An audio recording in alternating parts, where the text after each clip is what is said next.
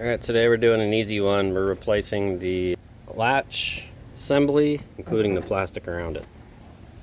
I went with Doorman brand on Amazon, the tailgate door handle bezel, and the tailgate door handle. Each product was about $15, so $30 total.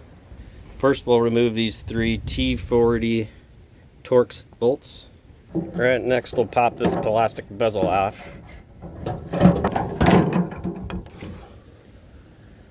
Now there's a plastic clip there.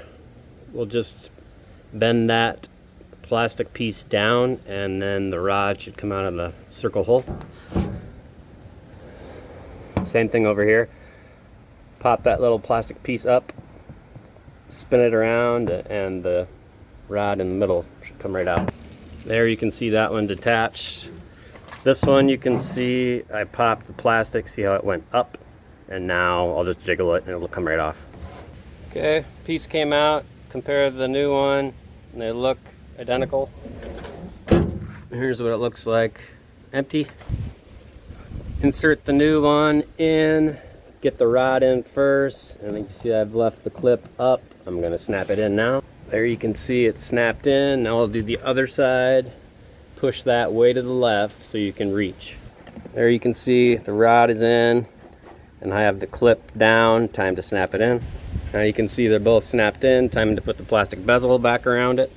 Plastic bezel's in. Time to align the three bolts.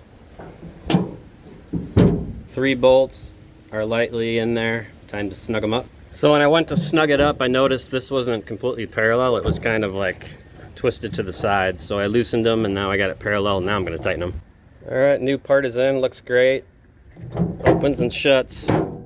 The whole reason I did this repair is because this plastic piece kept popping out and I didn't want it hitting another car when I was going down the interstate.